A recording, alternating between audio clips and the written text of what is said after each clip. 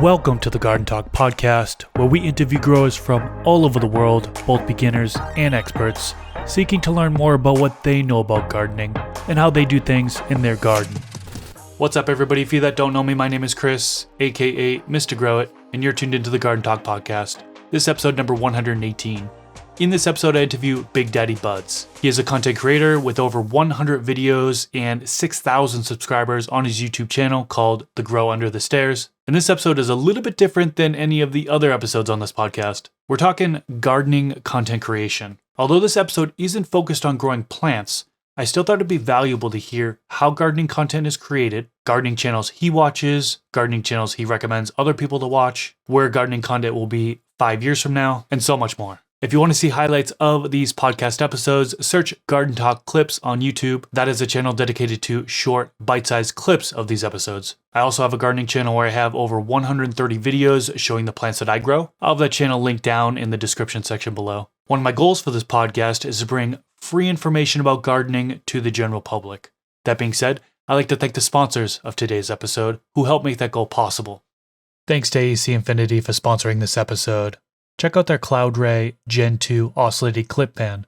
Their next-gen clip fan has been re-engineered to provide a long-lasting motor and customizable airflow for all stages of your plant's growth cycle. It features 10 speeds and 10 dynamic wind modes to simulate outdoor airflow and links with UIS controllers for Wi-Fi app control. Click the link in the description section below so you can learn more about their Cloud Ray clip fans, and the discount code MrGrowIt15 works on both Amazon and their website, acinfinity.com. Stash Blend. I've been using Stash Blend for over a year now, and it's awesome. One of the things that I really like is that it saves me money. It's a whole bunch of different inputs in one. So I no longer have to go out there and buy a silica bottle, then a separate seaweed bottle, beneficial bacteria, then a separate one for mycorrhizal fungi. All of that plus more is in this one blend. Go to stashblend.com to learn more about it, and I also have a link down in the YouTube description section below. Mars Hydro. Check out their new Ad Light series, UV, IR, and deep red supplemental lights.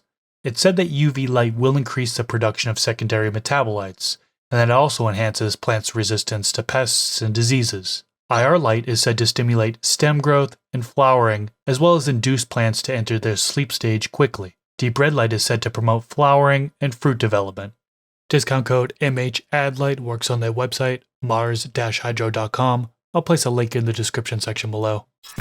And we are back. Welcome to the Garden Talk podcast. Today I am joined with Big Daddy Buds from The Grow Under the Stairs. How you doing today? I'm doing great, man. How you doing? I'm doing good, man. Thanks for asking. Why don't we hop right into an introduction? Tell us about you, a little bit about yourself and how you got into gardening.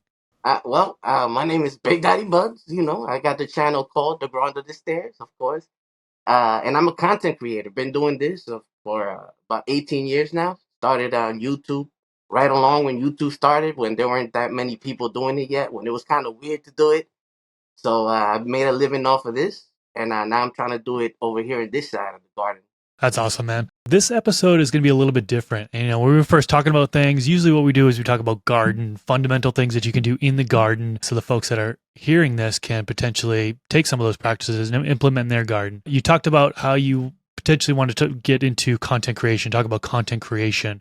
And at first I was like, I don't know if this is really going to fly, but I thought about it for a little while longer and I'm like, it's gardening content creation. It totally relates to everything this podcast is about. You're in the gardening niche. We can totally get into that in this episode. And I think people will definitely gain some value out of it. It's something different. You said you wanted something different. And so, glad to have you on here. Yeah, you know what it is? I figured I've seen so much on your channel and so many people that are educated already, that have PhDs, that do this for a living, and have so many different angles to come at when we're talking about this plant, that I just felt, let me bring something different to the table. What I have experienced is my PhD is in content creation, and it has to do with the plant, and it still has to do with how we distribute information about the plant that we love. So I figured, let's bring that to your channel and hopefully give the people a different viewpoint of what it is that we do. Well said. And I think it's going to open up some eyes too, because there's some things behind the scenes as content creators that we do that like the viewers don't really realize, like how much work gets put into it, how we are so suppressed. and so on and so forth. So we're going to get into all of that today, which is really going to be a fun conversation. But how did it all start for you? How did you get into content creation? I guess something that content creators all have in common is the need to want to be liked and accepted, and I feel like I had some of that growing up. I also have led a kind of very interesting life. I've done a lot of things that I think are cool, and I've always wanted to share that with other people. So when I was younger, I used to travel a lot. That was what my first channel was about traveling and showing all these experiences that I would have. I used to send all these videos to my friends, like bother them, like, look what just happened to me. Look at who I just met. Look at this. Look at that. I'm in this hotel. I'm here. And they would get tired of it. They don't really want to be bothered like that. Not everybody's into that type of stuff. So I started uploading the content to YouTube. And people started following. I found an audience. And since then, I've been hooked. And you started a long time ago, you said. I mean, before we even hopped on here and started recording, you had mentioned 2006 as your first YouTube video, which is a very long time ago. So pretty impressive there. Yeah, I had to look back on mine. 2007 was the first one for me. I uploaded 10 videos in 2007. Definitely not gardening videos, completely unrelated. Me just doing crap with my friends. But it's wild to see like how far it's come, and just thinking back at all the work that was put into it, it's wild. Right. It's crazy because back then it wasn't cool to be a YouTuber at all. It was actually kind of weird, and there was a very small amount of people that would even put themselves out there. Once you put yourself on screen, it's like it's there forever. So back then, even 10,000 views felt like a lot because no one else was doing it. So I remember those times were so weird. I wanted to be on TV, and now look how things have changed. Instead of me wanting to be on TV, it seems like TV people want to be on YouTube. Like movie stars have their own YouTube channel, and this wasn't like this before. It would be kind of weak even for like a famous person to have a YouTube channel back then. So the way that things have shifted has been amazing to me. Yeah, it's been crazy to have kind of like an open source to where anybody can go in there and upload videos and make an impact, get seen, and so on and so forth. Versus, back before YouTube, you had to be kind of an actor or some sort of celebrity to get on camera. So, yeah, it's kind of opened up the floodgates there for anybody to really have an opportunity. So, for your particular channel, The Grow Under the Stairs, can you talk to us about that channel, like what it's about, when it got started, your style of content over there, so on and so forth? Okay, so the reason I started growing at home, the medicinal plant that we all love, was out of fear. I found myself one time. We all have these stories. I found myself in New York needing to buy something because all of my usual people didn't have it anymore. And it was one of those sketchy situations where you're in one of these dark rooms with some people that you don't know. They're all looking at you funny. There are weapons on the table. There's that type of deal, and you're not part of that world. I just want a little something to relax. And I had that situation happen to me. I got scared straight. I came back home and I said, "Listen, I'm gonna have to start growing because it's not worth it to keep doing this." So this was back when it was super illegal, and I had to go into New York to do that. So I figured, you know what I mean? If I'm gonna take a risk, let me take a risk and start growing at home. From there, I'm a content creator by trade, so it just became part of what I did. I'm like, let me start a channel then, and let me showcase what I'm doing and teach at the same time as I'm learning.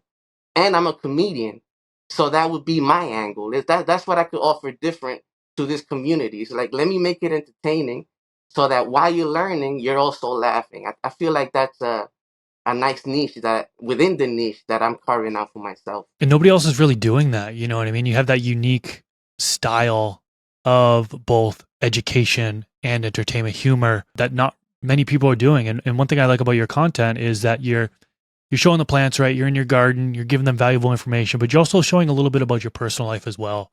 You're showing your cats, you're showing you going out to dinner, you're showing this massive snowman that you saw down the street that broke a record, I think, in Anchorage, Alaska, which you live now. So seeing like all of that together, it's like it's different than everybody. So I think you have some really good content, and you also grow some really good looking plants. You grow some fire, and another thing I was thinking about before we, as we were planning this, is like, okay, if we start talking about content creation, some people are going to want to actually know how you grow your plants. They're going to be disappointed, like, oh man, I want to know how to grow his plants like him. So maybe we'll do something like that in the future to where we do talk about, break down your style of growing and stuff like that, because I do have a feeling that some people are going to be like, what the heck? I want to know how he grows fire, you know? Yeah, but the videos themselves are about that. I do weekly videos that display weekly what the plants are doing, and I feel like a lot of people have strayed away from that kind of content because YouTube restricts what they show and who they push if you're showing certain things and saying certain things.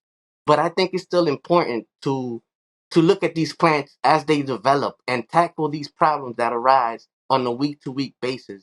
I love the whole from seed to harvest videos, but I feel like there's a lot that gets missed. You're not gonna throw in that you sprayed iron for an iron deficiency for one day and it fixed it in a video that's an hour long from seed. You're gonna forget. You're not gonna forget in a weekly video. So I feel like I'm gonna continue doing this, and hopefully people would just learn to have a little bit of patience and come and just look at the plant and learn from it, even if it's like little by little. That's how they grow. It takes time. It takes patience. So that's kind of what I'm offering too. Yeah, really good point. Anybody could go to your channel, which actually I have linked down in the YouTube description section below. Or if you're on one of the audio platforms, just search for it, The Grow Under the Stairs. Search for it on YouTube. It'll pop right up and you could see his grow, and he does weekly content. And yeah, you can definitely learn from him there. And to touch about the other thing, when you spoke about sharing my personal life in the videos and everything like that, it's kind of crazy, and I wonder if it's the same for you since we've been doing this for so long. But when I started, the videos that I was doing were about travel, about my traveling and my experiences. After that, I switched to comedy. I started doing the comedy. After that, I switched to cooking. I was doing cooking, and now I'm here in this gardening space. But all of the stuff that I learned before, I'm able to apply it here. So I am using comedy still. You know what I mean? I'm just mixing everything together. Is it the same for you, where you get to? It's almost like you're acquiring skills in every step of the way, and then you end up here. You just know how to do so much. You know what I mean? Yeah, for me, kind of. Like I started out doing just dumb videos with my friends, uploading those. And then I was recording prank videos on the strip here in Las Vegas, going there filming hidden camera prank videos. And then, yeah, I guess some of the stuff, I think some of like more like the behind the scenes YouTube stuff, like the titles, descriptions, tags, all that stuff that kind of gets you farther of a reach, that stuff can be applied to this. So yeah, I totally get what you mean by what you've learned before definitely comes over to this same niche because you're still making videos. Yeah, I totally get what you mean by that. And I completely agree. So you're wearing a mask right now and you wear a mask in all your videos. What made you wear a mask? You need to hide your identity? Are you doing things illegal over there or, or what? And will your face ever be revealed or is this always going to be like that? I am not a crook. Well, there's two reasons for the mask. The first one being, when I started this, it was super illegal where where I was at. So I didn't want to get in trouble. As I kept doing the videos, the law started to change in my favor. But then there was the second thing, and that's that I've actually found success before in content creation. So I didn't want to mix the audience that I've already created on another space with this audience because I already know that audience uh, is not all there when it comes to the medicinal plant that I like to talk about. But hopefully, as things keep changing, people will be a little bit more accepting, and then I'll be able to take off the mask. But it is something that I'm really close to wanting to do. Like it's in my heart. I want to be able to share with the public, and and intermingle with people, and it's kind of fun when you're in an event and somebody says, "Hey, I saw your video and everything like that," and I missed that. So hopefully I'll be able to be fresh faced with y'all soon. Yeah, that'd be cool. That'd be cool to see a face reveal. And I get what you mean by, you can be recognized by people and you're that were watching your old videos, right? Some might not like that regarding the niche that we're in. Also, I actually can totally relate. I had to hide my face when I first started making grow videos because I had an employer, right? I was afraid. I was a manager at Amazon.com. And so, like, I was afraid that my associates were going to be recognizing me and they'd be like, oh, you grow weed, huh? So it's like, so hiding identities, I can relate. Yeah, and it's funny. When I first started I'm trying to learn to grow. I was actually watching you guys. So I was watching I was watching pigeons actually, and that was before he showed his face. That was the OG pigeons. That was the pigeons that that I was that I could relate to.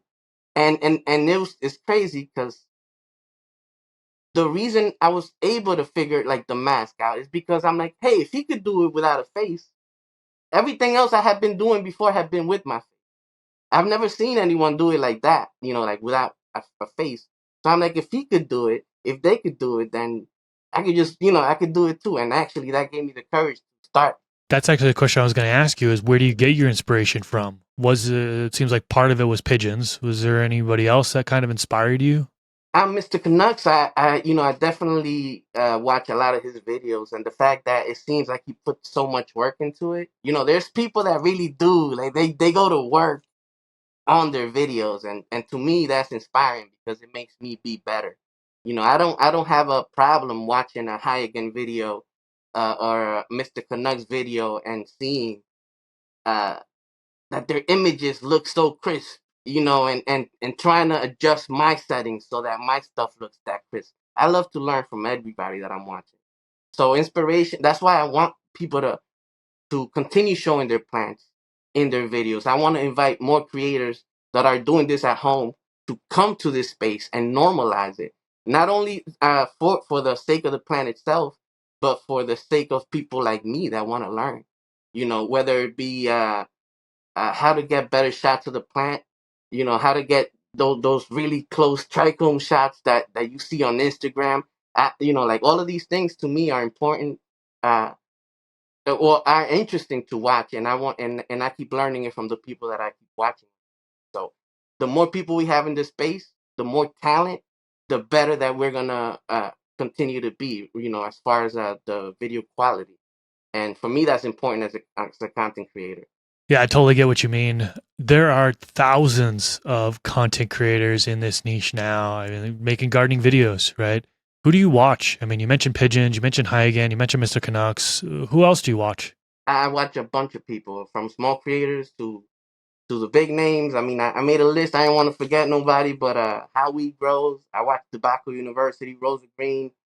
Like I said, Mr. Canucks, Mr. Homegrown TV, Build the Soil, Bill Ward. You know what I mean? A whole bunch of people. If you make content about the plant, I'm probably trying to learn from you some way or another. Like either by watching your videos as far as quality and how you do your thing, or watching how you grow. So, of those content creators, or you could expand it to even beyond that, which ones do you kind of recommend to people? If somebody were to ask you, hey, where can I find good content besides your channel? Who would you say? I mean, definitely you. You know what I mean? You guys should check out Mr. Grow It. Check out your Grow series and everything like that. But you know, I like Mr. Canucks, man. I think he's a person that everybody could appreciate, or in general, like you could appreciate the art. He also grows a lot of fire, and he's not as abrasive as me. I'm in your face. I'm right here. I'm hurt. He's not. He's more like laid back. So are you, which is a better entry point for more people. I think if I were to recommend somebody, I would do either you or Mr. Canucks. I think that's a great way to go. How about Dakota from Homegrown TV? You ever tuned into any of his videos? Yeah, that's another one. Yeah, Homegrown TV. I was telling him the other day, like I can't believe the amount of work that you put in your videos, man. Like that's another level of work, and I don't. I haven't met him in person. I don't know his personality if it's the same as in the videos. But when I watch stuff like that, it makes me want to grab the dude and ask him a whole bunch of questions related to how his day goes and how he plans these things because he's really really his work speaks for itself. It's one of those. I would definitely also show that. I love watching his work as well. Yeah, Basement Grow Show is another one that's really really funny. I think he's the funniest dude on Instagram. I'm not gonna lie. So I sometimes I'm like, man, I need to do this kind of content too. I want to do this. This is very exciting stuff. This is very fun, short, to the point kind of jokes. So I would recommend for jokes, man, Basement Grow Show on Instagram. That's right at the top of the list for me. Yeah, Grower Joe's funny. He's so funny. I met him in person. I met Dakota in person. He is the nicest person. Both of those guys are extremely nice. But Dakota is he's just so humble and like, he's just so appreciative, you know, and I give him feedback. Hey, dude, your videos are awesome. Totally next level. If anybody hasn't tuned into Home Grow TV on YouTube, search for it and check out his videos because that's like the number one guy right now who's really pushing it to the next level when it comes to video production, storytelling, educating the viewer, so on and so forth. So I can't speak highly enough about him. He's a great, great dude. Another one I would personally recommend is Build a Soil. I know you mentioned him, Right. but as far as Mm-hmm. organic gardening, definitely the education is there. If you want to learn how to grow organically, Build a Soil by far is probably one of the best, if not the best channels out there for sure. But this is like I like to categorize some of these into different into different places. Like some of these I only watch for entertainment purposes. Build the Soil is one where you're going to school. So, to be honest, I don't know if that would be the first place I would send you if you don't know what you're doing at all. I feel like he speaks about a lot of advanced stuff and a lot of things that people, I feel like you got to have your foot in already, maybe, to check out Build the Soil. You know what I mean? I totally get what you mean. Yeah, I completely agree with you. There are things that bare bones beginner walks in there and then starts listening to him talk. Things might go over his head left They're and right. walking right out. Yeah. Forget this. I'm sticking to my bottles, you know? Right. Yeah, I completely agree. There are different categories, you know, that's humor, there's education, there's things that's just entertainment, there's talking head videos, there's people that show plants, people that don't show plants. You've actually been pretty vocal that you had some concerns about, Yeah. say, the current state of content creation, you know, people showing plants, people not showing plants. Can you kind of expand on that? Yeah, YouTube is kind of not clear on as far as like the rules when it comes to what we're doing because it says that we're okay. It says that we're okay to say it. It says that we're okay to show certain things, but then it doesn't act like it's okay. So my problem is when us as creators stop showing the plant, we're also saying it's not okay. We're it's like I feel like we're agreeing by doing it. So in my opinion, I feel like if it is okay, then let's treat it like it's okay and let's show it like it's okay. Let's talk about it like it's okay. Instead of doing the opposite. That and it's not as interesting for me to hear people just talk about something that I love to see. Part of the reason I wake up every day is to see the changes in the plant. I actually enjoy that. That gives me energy. I'm able to record the videos because that same excitement that I feel, I'm able to capture it. It's easy to go there and like, oh my God, look at this plant, and then just put a camera in front of it. That did itself. And when you take the aspect of the plant away, for me, it takes some of that excitement away as well. So as a fan, I would love to continue seeing plants. As a person that's a proponent of the plant, I would love for people to make it more to normalize it and act like if it's okay, you know. Yeah, I understand. And YouTube has changed so much. I mean, back in, you could monetize the content. You know what I mean? You can monetize and actually get paid for your work. A lot of people don't think that, oh, you're just uploading YouTube videos. Why should you get paid for it? It's like, it's work. It's videography. Yeah. You know, you're filming, you're editing, you're putting in hours.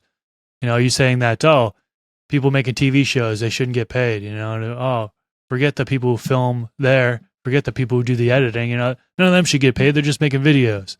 Well, you could say that about anything. Oh, Uber drivers, they're just driving people around. Why should they get paid? I They're mean, just driving. it just doesn't make They're just sense. driving. Yeah, I don't get when people, oh, you're just making YouTube videos. You shouldn't really get paid for that. Don't worry about getting paid. And so, like, I don't know. I'm kind of against that. I personally, I have a clean channel and a dirty channel now. I have a dirty channel, which I show my plants because YouTube is very restrictive now. Everything has to be 18 plus. They suppress your videos. You can't monetize it, right? So I don't get paid at all, right? All the time, energy I'm spending on creating those videos, I get nothing in return for it. You know, now luckily I have sponsors who help with, funding my content creation, affiliates, things like that. So that's kind of helping me keep afloat. But I want to get paid for my work. And so kind of having a clean channel where I abide by YouTube's guidelines and still be able to reach an audience and still be able to relay things, tiptoeing around their guidelines in a sense. I think that's a good thing. I want to kind of reach more of an audience and not be suppressed for once and be compensated for my work. So I could kind of see it both ways. I can see why people stopped showing plants, you know, and it makes you put all this energy into it and you get nothing out of it.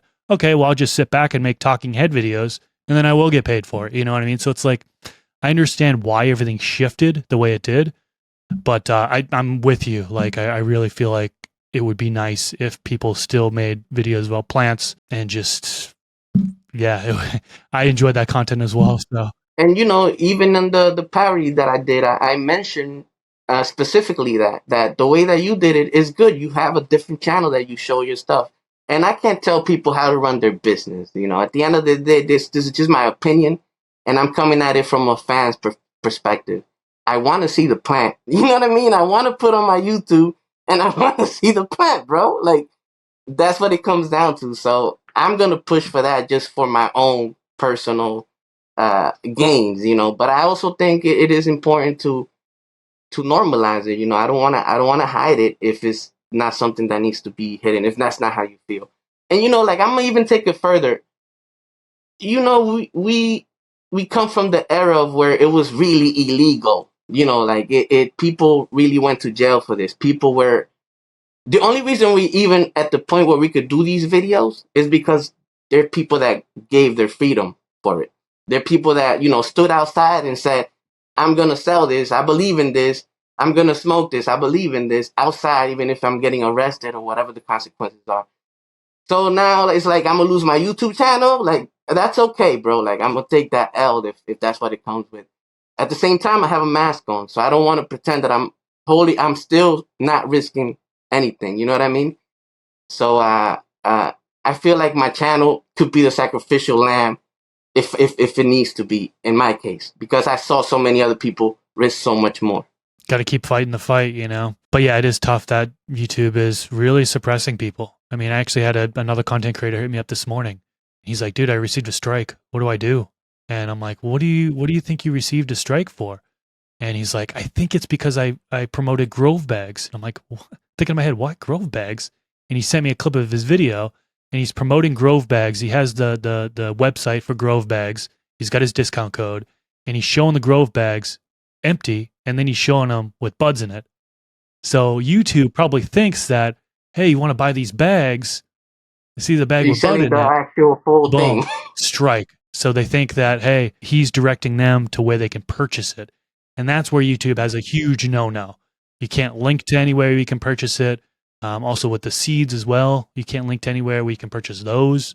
I know a lot of people shy away from even talking about it because I think you can get strikes for that. I don't really know. YouTube's so unclear, and you kind of touch upon this. It's like we're walking on a tightrope. We don't know which way to go in a sense, how to kind of balance things out. It's tough. Right. So because of these things, like look at that right there. He says he thinks. He thinks is because of the growth backs. Like, we don't know. It's not even that clear. So that's part of the problem. So because of that, I also understand when people do choose to just do talking head videos and find different ways around it, because like you said, these videos take a long time to do. We do put a lot of work into it. And not only that, man, like, these videos stay on our minds the whole time we're working on them. It might look like I'm only editing for 2 hours today, but I'm thinking of the storyline the whole day. Like, it's burning me. It's burning me down to ashes. So I understand when people change the way they do things because they need to get paid. They need to make a living off of this. So it's no knock to them. I'm just, again, as a fan and as somebody that enjoys the plant, that's why I wake up. I want to see it. I want you to show it, baby. That makes sense. This next question, it kind of relates to what we were just talking about, I think, is like, the fact that lots of YouTube content creators that are filming their plants, they start a channel, then they disappear within the first year or two because either the video gets no traction, YouTube suppresses them, they get strikes, so on and so forth. What keeps you going? you know, I'm a fan of the videos themselves at the end of the day. it's kind of weird, and I don't know if I'm gonna explain this well, but I know I'm doing the videos. I sit there, I edit, I record, I'm thinking, I'm burning my brain, I'm whatever. But once the video is done and it's on the TV and I'm playing it on YouTube or whatever, I'm a fan of that video. Like I am, I become a different person. It becomes magic to me. I don't know how I made it. I was there the whole time, but I don't know how that came out. It makes sense. What I'm watching makes sense in its own, uh, apart from me. So that's like a high that I need in general. I need to get that video. I need it for myself. That's the main thing. I enjoy what I'm doing. Uh, the second thing is the response from the public. I'm able to see, as a YouTube, you can go to YouTube and check your analytics. I love the fact that I made a video that's 12 minutes long and I got 70% retention. 70% of people that started watching that video ended that video. To me, I feel like, it feels like this to me. It's like, man, you guys like what I like. We just connected. You laughed probably like I laughed when I watched it. My jokes hit. You enjoyed the plan like I enjoyed it. Just talking about it, it gets me. This is where I come from. Like this is my video right here. Like this energy, that's what keeps me going. And the actual creation process certainly gets you fired up as well. You put so much into your videos. I can tell just by watching it. And me being a content creator, I'm watching your videos. I'm like, man, this must have taken him 10 plus hours per video. I mean, the amount of effects, transitions, overlays, you're doing skits in there, all that stuff, the filming part of it. How long does it take you to film a video, edit a video? Like, what's that process look like for you? It feels like the whole week. It feels like a working week, even though it's not 40 hours, because it's in my head the whole week. It feels, it feels like the whole week. But I'll give you an example. The narration part of it, which is the last thing I do, uh, to record a 12-minute, it takes me about 1 hour to record 2 to 3 minutes of audio. So if that's just what it works out to. And so that'll give you like an idea of how much effort goes into one of these things. So I'm sitting there for hours trying to just come up with silly things to say, uh, and the rest of the video is sort of as it happens. I record things as they happen, as I need to do them. So this week I need to water change the reservoir. I record when that is going on. I don't try to make anything happen. I don't try to change anything. It's more like I want to take notes of what I'm doing. Are there specific topics that you feel like are kind of more popular than others? Oh yeah, for sure. So the how-to, listen, if you guys are starting a channel, how-to videos are gonna get you everywhere. you know, uh, how to maximize yields, those type of videos. Uh, those are gonna get you very far. But you have to know what you're talking about. I think that's important. A lot of people just regurgitate the same information and they just want to do it because it gets a lot of views and they end up putting the same wrong information. Don't do that. If you want to, in my opinion, if you're going to do a how to video, make sure it's from experience. I think it comes out better, bro. Yeah, I remember I've had so many of those videos pop off. I think I did a podcast episode, How to Grow Dense Buds, and that thing got like 400,000 views. I was like, oh my gosh. The how-to video is definitely. It was your most popular one. I think that was the most popular one. Let me look it up. Yep, 579,000 views. Wow, that's crazy. So actually, can I ask you something real quick on a personal note? Yeah. What is it like going outside for you? Do you get recognized a lot? Because at this point, you are like a thing. How does that look like for you? Oh man, I'm just a small home grower. Grow No, 6 but to how 12 does it? plants. No. Tell me the truth. Like when what is it? What does it feel like? Do you actually feel it when you go outside, or is it something that stays on the internet? No, I mean, I've gotten recognized a handful of times. I got recognized at a Raiders game one time randomly. There was this guy sitting next to me and he's like looking at me all weird and stuff. And finally he asked me if Like, is it you? yeah, finally. And he was like super pumped and stuff, super cool. I was out to eat with my fiance and her family one time, a pretty nice restaurant too. And I'm in the bathroom and some guy's like, "Hey, how you doing today?" And he worked there. He was a cook. I'm like, "Pretty good." And then you just hear my voice. He's like, "Do I know you from somewhere?" Like, "Oh, I don't think so." And then like later on, he came back out when I was sitting down with the family. He's like, "Oh, I do know you. You're from YouTube and stuff." It's like, oh, great. How did You you know, feel, man? Did that feel like cool, or were you embarrassed? I mean, it's just a little when you're in front of now, luckily my fiance's family is very accepting Okay, of yeah, because what I that could do, be right? also go south, I guess. Yeah. Yeah, very accepting. So that was fine. Like a little embarrassing to just be recognized in front of family and stuff, but for the most part, everything's super cool. I mean, when I went to MJ BizCon, recognized probably about a dozen times, 2 dozen times, but an event for that, Right, for the thing itself, right? Yeah, yeah, Cool, yeah. man.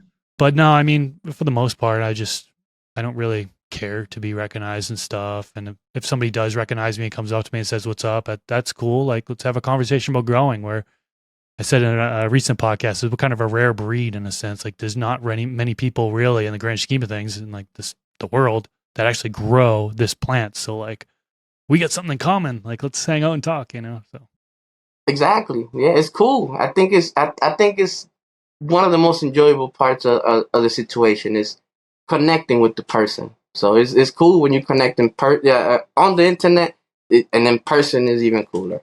absolutely. So we talked about like hot topics, things that are kind of popular. What about cold topics that people kind of don't seem interested in these days? Well, you if you want the exact titles for the cold topics, you just go to my page and check out all the titles that I have. But yeah, I think it used to be when I started watching. It used to be week by week. That used to be what people did. Week one of flower, week two of flower. And again, I guess those topics have died down, and now it's more like the seed to harvest situation, which is more popular. But I still, like I said, I still enjoy the week to week. But those are the topics that, like week number one of flower, number two, number three. You're not gonna get much traction if those are your titles. You're gonna get a very specific amount of people that are looking for that specific information, and that's it. Yeah, me personally, I feel like things in veg, like the vegetation stage, nobody really clicks on those videos as much as flower stage, right? And we know it's all about the title and thumbnail to whether or not the person clicks. Whether or not they watch is a whole different story, but to get that initial click, which is what shows up as a view on YouTube, showing a flowering plant, you're going to get a lot more clicks than you would just showing a veg plant or even a seedling plant. Although some seedling videos do pretty good. Like if you say like week one video, you typically does pretty good for me. Week one seedling or just starting a new grow, people want to start from the beginning. And so those videos do pretty good. But the veg videos haven't been doing good for me. Flower videos do a lot better. The seed to harvest videos, like you mentioned, do really, really well where people can see everything, from seed all the way to harvest. So yeah, there are definitely some cold topics. I'm trying to think of other cold topics. I think like unboxing videos are cold now. Like nobody really clicks on those. Yeah, it might be too saturated, and I think you guys spoke on this, but the light technology seems to have slowed down as far as like how fast it was moving. So it feels like now you're kind of getting the same light over and over again. So now, where I used to watch channels, and I didn't mention them because of this, that used to just review lights. Now I'm not watching that anymore because this seems like it's the same. We maybe reached a little ceiling for it, so perhaps that's why unboxing videos have also maybe fell to this because the equipment doesn't seem to be advancing as fast as it was just a couple of years ago. Yeah, I completely agree. Yeah, it's the lighting technology just in the past year in particular has kind of gotten a little boring. All these companies are releasing the same diodes and not really doing much Mhm. as far as upgrades and It's good on price. It's good. It feels like the pricing is now getting better because everybody has the same components. But so that's good. But as far as unboxing and the excitement of a new toy, it that excitement is not there right now for me. do you think it's still worth it to create beginner type content on like basic topics like how to germinate, how to train plants, how to set up a grow tent when there are like a countless number of other of these types of videos on YouTube already? It's like saying, the same reason why movies keep getting remade. It's a new generation. There's new people being born every day. So, I think there is a space for, let's say, even somebody that's watching this video right now that's thinking about joining YouTube and thinking, well, what can I contribute? What you got to contribute is your voice and your style, the way that you're gonna say that information to others. So I think it is important to still make those videos in your way, because there might be a person that specifically learns the way that you teach. So it's your duty to do that for that person. And not only that, but if you're a content creator, then you're moving off of energy, of excitement. I'm very excited every time I set up a new tent. I'm very excited every time I plant a new seed, because I don't know what it's gonna be. You know what I mean? Like, I'm excited to see what's gonna happen. Why not record that and share that every time? I do it every time. Yeah, you make a good point there for sure. And especially as legalization sweeps across the nation here, it's like more and more people are new. It's more and more people are coming on board. So having these basic beginner type videos is valuable. And I think with YouTube, the ranking comes into play, like how old the video is. And some old videos certainly are still going to show up on the ranking when you search for them, but newer videos could potentially show up newer on the rankings. So yeah, no, you bring up a good point. Yeah, and you should always be looking for new content. Even if it's the same thing again, you're doing it again. It's new. It's a new day. You might do it a little different. Maybe you're using a different kind of pea pod than you used before. Like anything that's different could be beneficial to somebody watching, to a beginner. Just like you said, with legalization, just about to, well, it keeps getting better for everybody. I'm not gonna say it's gonna federally be legal, because that just keeps taking forever. But every day you get new people that are interested. So be there for those people, just like somebody was there for you. Yeah, absolutely. Well said. We've been talking a lot about YouTube and YouTube videos. I mean, that's where, me and you are kind of our passion. That's what our focus is on. But there are other communities on other platforms, right? What are your thoughts on gardening content on the other platforms like Reddit, Facebook, Instagram, so on and so forth? Man, I haven't had the best of luck on other platforms. I just joined X. I just found you over there. So I heard that X is actually very friendly to creators on our side. So I got the verified badge, and let's see if that's a fact. So I'm excited for that. Instagram has been bad for me. I've had profiles get banned a bunch of times. Uh, and it makes it's to the point where you can't really. They just ban you. They don't even tell you why. You can't contact anybody. It seems like you can't plead your case to anybody. It seems like. So definitely don't recommend that one. Discord has been good so far. Those are the ones that I'm using at the moment. I focus mostly on YouTube though, so that's where my bread and butter is. I've tried to go on Facebook. They slapped me on the wrist before on my page on there. I still have one, but they don't like some of the content I post there. I tried joining a lot of the Facebook groups because there's like a lot of grow groups. And Hmm. man, I have not signed up to a group and left a group so quickly before. The toxicity in some of those groups, I could not stand, Somebody posts a picture of a plant, they're like, "What's wrong with my plant?" And you get 50 million replies from people, and some of them are hating on the Oh, that's guy, like some back of in the them are day with the forums. it's so crazy, man. It's like so much mixed information and just hate. And same thing with Reddit. Like, haven't really had a good experience. It's just, at least for me, there was negativity, a lot of negativity on there. And it didn't feel like a community.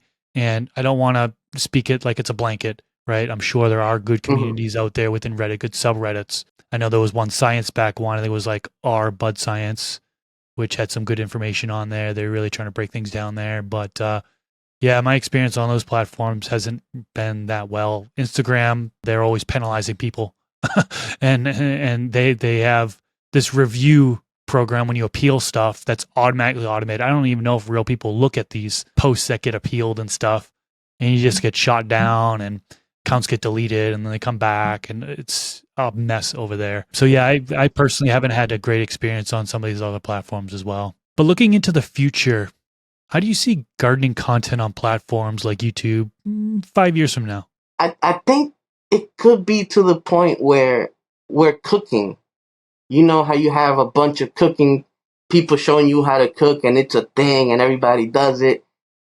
I feel like this has the potential to do the same. I don't know if it's really gonna go like that, but this has the potential to do the same. I feel like once home grow is legal, if you consume the plant, I don't see a reason to not get into it yourself and just have like a little tent or something going. You know, like the expenses that you would have to pay to get any grow going pays itself back if you're somebody that consumes already, just by the grows that you're gonna get. So for me, because of that, as long as we, the content creators, keep doing what we're supposed to do and getting people excited about the plant, I feel like we could get more people joining and making it a community just like the cooking community is, just maybe in a smaller scale. But there's so much business opportunity in what we're doing, so many ways to monetize the channels that I just don't understand how YouTube is not letting it happen. There's medicinal plant companies that want to actively uh, uh, uh, they want to advertise in our channels. That's a money revenue that you're not letting us have. You're not letting the company do what they're supposed to do. Why would you get in the way of that? There's so much there that's left on the table right now that I can't wait till that starts happening, where YouTube says, hey, we're going to allow these companies that want to be on your channel to monetize their product on your channel. That's going to be so good. I can't wait for that to happen. Do you think this space is oversaturated, or do you foresee oversaturation happening in the future? It's like anything else, just like the cooking thing. We could go right back to that. A matter of fact, let's just take it away from that. I watch a whole bunch of different content creators. So for me, if you love the plant, if you really want to learn, you're gonna eat this up. You're gonna consume it. You're gonna keep wanting that information from as many different people as you could get it. So while yes, you could have a bunch of people doing it, you're only gonna have a certain amount of people that are gonna be doing it good. You're only gonna have a certain amount of people that are gonna be giving quality content. As far as how it looks, how it sounds, and people that actively trying to find an audience. Not everybody's gonna do that, so I'm not really worried about that. As long as you focus on doing good work, you're gonna find an audience eventually. Because it's not like I'm only gonna watch you and then not watch High again. Because I watch Turpy Highs, I'm not gonna watch Bill Ward. Like it doesn't matter. I'm gonna watch everybody. I love it. I totally get what you mean. Yeah, there are a lot of content creators coming into this space. Some have really good content, starting brand new, starting fresh. Some content isn't so good, but they try. What advice do you have for those that are just getting started creating gardening content?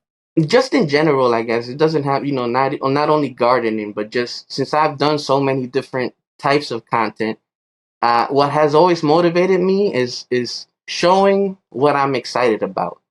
I I saw somewhere that if you want to be interesting, you have to be interested.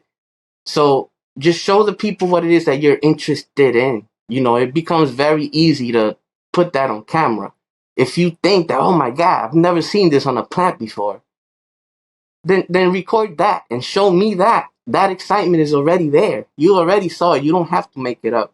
So for me, the best advice is show me what it is that you're excited about, and I'm gonna connect with you on that same level. And if you could continue to do that through the video, then you have a fan. I think that's a good advice. And I think for those folks that are looking to start, that haven't started, that feel like they aren't able to start because of equipment. I know I've talked to some people like, oh, I don't have a camera yet. I don't have a DSLR. I don't have a $3,000 camera to get started. You don't need that. A lot of people use their iPhone. You can get away with using your iPhone. You could buy a $15 tripod on the hand and just go around and doing that. Microphones now, for a really good one, you could get a good one for $100, even cheaper than that on sale. So you can start off with really not spending a whole lot of money. You don't even need the microphone, right? Just your phone. But yeah, you can definitely get started with little to no equipment and still make some good quality content. So I figured that was worthy of mentioning as well. Yeah, and also I always say to people, start with where you're at with what you have. Like start from right there. You don't have to buy new running shoes to start running. You don't need the fancy stuff to start doing it. When I started doing comedy, I didn't I didn't have anyone to do the skits with me. So what I ended up doing, instead of beating myself up over it or not doing the skits that I wanted to do, is I started dressing up as different people. Sort of kind of what I do now in my channel. You know how that transferred over. I would play different characters. I would play my mom. I would play myself. And just set up the cameras and just record myself. That's how I started. Once those videos started going viral, everybody wanted to be in my videos. Famous people wanted to be in my videos. I couldn't get enough people in my videos. So, and it just started because I just didn't have anything else. So you start with where you're at with the idea. And that forces you, if anything, to be more creative because you don't have the fancy equipment. You got to figure it out. And figuring it out is what's going to make you different. Look at me. Now I'm the one dressing like this because I don't have the people. But now I'm the guy. Now I'm the guy. I made it work. So uh, don't think of your situation as a disadvantage. Think of it as an opportunity to be creative and show who you really are. Great point. And bring your own style, right? I mean, you have your own style that you brought to the table. You put yourself out there. You didn't copy anybody, right? I think that's people get themselves in this situation where they're trying to copy somebody because they see, oh, somebody else's success. Well, let me do what they're doing. I've had probably about a half a dozen people copy the way that I do interviews, and that's fine. I appreciate that. I'm humbled that somebody was inspired by my work and wanted to copy the way that I do it. But people quickly quit because it's not them. They're not having fun creating content the way that somebody else is creating content, right? So do what you want to do, your own style, and have fun with it. I think those are good ways to go about it. I mean, geez, you even went so far to create parody videos, right? You created one on me on my channel. Yeah, so that's actually a great segue for that because the reason I was trying to get on your channel at that point was because of how suppressed you feel in when you're making content and you're putting all these hours and no one's watching your content. So I'm like, man, like this guy has a platform. Let me figure out a way to get there. So I just reached out to you, and unfortunately, you were booked till next year. And I said, well, you know what? I still want it. And there you go, back to use what you have. I have myself. So I disguised me as you and interviewed me as you. I made it work. I still did what I needed to do. I didn't do it with you, but I still did it. So don't ever let your situation limit you. If you have a great idea, it's going to work. Try it out with whatever you have around you. That's going to make it stand out even more. And the cool part about this is that I'm now here with you in real life. You know what I mean? Like with episode 118, the same one, the same number as the parody that I did. I thought that was awesome. I had to do it. Yeah, I had to do episode 118 because that was what it was in the parody. So I thought that was like fitting for that to happen. But yeah, my list of you'd be surprised. There's at least I say 1 to 2 people per week that reach out to me and want to come on the podcast. And the list I have of potential guests exceeds 200 people now. So yeah, I was booked out for the rest of the year. I felt really bad. I always feel really bad when somebody asks to come on the podcast. And I'm like, oh, I've got such a long list right now. I'm sorry. Like maybe in the future type stuff. So yeah, I couldn't get you on at that time, but you got my attention, and we And, made it look, happen. and that worked. We made it happen. So, We made it happen. and it worked out, We got it done. Oh man, what a great talk! A different talk. I hope the listeners enjoy this. If you enjoy this, definitely click the thumbs up button and leave a comment down below and let us know what you liked about it. Should I do something like this in the future? Or should I stick to just talking about gardening specific topics? Let me know your thoughts down in the comment section below. Big Daddy Buds, can you tell the listeners how they can find you and kind of what you have upcoming in the future? For sure. Just on YouTube is my main platform, so just go to YouTube and go to the Grow Under the Stairs and check out the videos that I have over there. If you want somewhere easy to start in season 10, episode 1. This is when I just moved to Alaska. I got dumped in my last season, so I had to move to Alaska. So that's a nice fresh start for me, and that's a nice fresh start from this series. If you want to know how I start my seeds, if you want to know how I start from clone, that starts from zero. So season 10, episode 1. as far as what's coming in the future, I would actually like to do an extra section in my channel with some interviews that just deal with content creation. So I would love it if you guys are listening, if you like this type of content about content creation, to jump over to my channel and see what we're gonna do over there. Hopefully, I could have you in there as one of the guests. That'd be an honor for me. That'd be cool. Yeah, I'd love to come on and do that. Yeah, so if you did enjoy this type of content, Big Daddy Bud's gonna be making similar type of content in the future. So yeah, I'm looking forward to seeing what you come up with in the future. Once again, thanks for coming on, man. Appreciate it, and hope you have a good rest of your day. Thank you so much, man. I appreciate your time. Peace out, everyone. Catch you in the next episode.